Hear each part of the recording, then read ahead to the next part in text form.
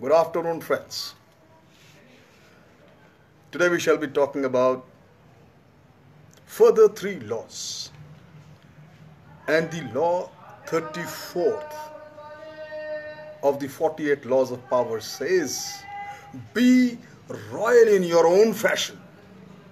Act like a king. A king to be treated like one. My friends, remember, the way you carry yourself will often determine how you are treated by others. In the long run, it's always appearing vulgar or common will make people disrespect you. For a king respects himself and inspires the same sentiment in others. To get the king's respect, you got to behave like a king. By acting regally, remember, royally and confident. If your powers you make yourself seem destined to wear a crown. Never lose your self-respect, my friends. Not be too familiar with yourself when you are alone. Let this go down in your psyche that you are born for some greater purpose and you are nothing less than a king. If you believe we are destined for great things, my friend, that belief, it radiates outwards like a halo. It justifies a crown. Just like a king having a crown, it creates an aura around the king. It immediately dispels all kinds of limits and boundaries. They simply disappear. And this strategy is called the strategy of the crown. Remember, my friend, regal bearing should never be confused with arrogance. You should not appear or look arrogant in any case. ये सिर्फ इतना सही law number 34 सिर्फ इतनी बात कह रहा है कि अपने मिजाज में एक राजाओं वाला एम्परर वाला मिजाज पैदा करो. ये यकीन करना शुरू कर दो कि आप एक बड़े ख़ास मकसद के लिए इस दुनिया में आए हैं और आप आम लोगों से हटकर हैं, आप ख़ास हैं. आपका ये बिलीव, इसे जो कहा जाता है the strategy of the crown, आपके सर पे एक ऐसा क्राउन पहना देती है, एक ऐसा रेडियंस, एक एम्बियंस बन जाता है, एक हेलो बन जाता है, जैसे राजा कोई मुकुट लगा के चलता है. एंड आपका इंटरनल बिलीफ कि आप किसी बड़े मकसद के लिए इस दुनिया में आए हैं, यह बाहर की तरफ रेडिएट होता है. My friend, always be royal in your own fashion. Develop your own signature and style. Law number 36 of the laws of power. Master the art of law number 35, sorry. The law number 35 says, master the art of timing. Never seems to be in hurry. Hurrying betrays a lack of control over yourself and over time. Always seem patient as you know that everything will come to you eventually. Finally, it's going to be yours only. You are so confident. You should emanate confidence. Become a detective at the right moment. Sniff out the spirit of the times. The trends that will carry you to power. Learn to stand back when the time is not yet right. And to strike fiercely when it has reached fruition. My friend, space, we can recover any time, but we can never recover time. There are, for ease of understanding, I tell you, there are 3 kinds of times. The first 3 kinds of time which we are going to deal with in our life. Firstly, is a long time. It draws out years long kind of time.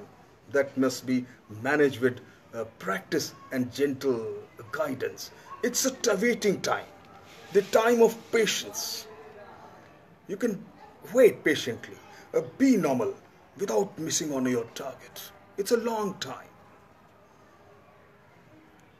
Then you have the forced time, seconds.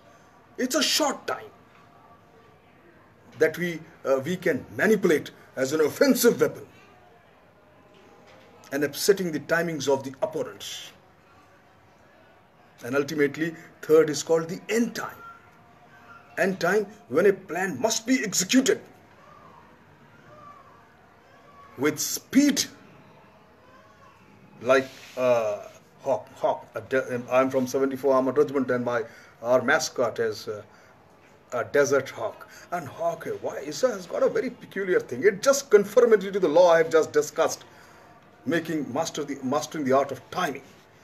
Hawk is flying miles away in the air, and its prey on the earth, is not even aware that it's been tracked, it's been noticed, and hawk's eye is fully on the ground. It is simply flying over and the moment that is the long time, waiting time, and then moment he locks down to that crawling insect on the earth, he makes a forced time. He comes with such a great speed, he dives, and this prey is totally unaware, and by the time realizes what happened, it is into the strong talons of the hawk, my friend. It is this. If you want to get the hold of the power, you got to master the act of timings. बहुत ज़रूरी है. The law 36. It says, disdain things you cannot have. Ignoring them is the best revenge. By acknowledging a petty problem, you give it existence and credibility. The more attention you pay an enemy, the stronger you make him. And a small mistake is often made worse and more visible when trying to fix it. It is sometimes best to leave things alone. If there is something you want but cannot have, show contempt to it.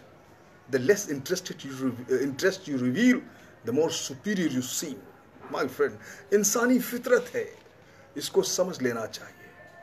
आप किसी को मारें, you kick a man, वो शायद आपको माफ कर देगा.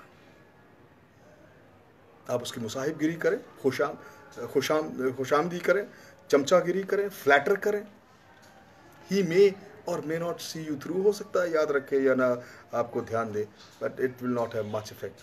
But अगर आप उसको नजरअंदाज कर दें, if you ignore him, he will hate you. वो आपको नजरअंदाज नहीं कर सकता, वो आपको अंदर से शिद्दत से नफरत करेगा. Why he is ignoring me? Desire often creates, my friends, paradoxical effects. The more you want something, more you chase after it, the more it will elude you. This is because your interest is too strong in acquiring that thing. It makes people awkward, even fearful. Uncontrollable desires make you seem weak, unworthy, and pathetic. You need to turn your back on what you want.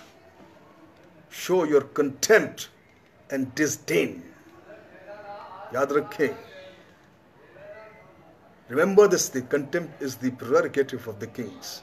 ये बादशाह ही चीज़ों को नज़रअंदाज करते हैं. But only point to know here is that you should know how to play the card of contempt. It's a most polite revenge, my friend. Thank you very much.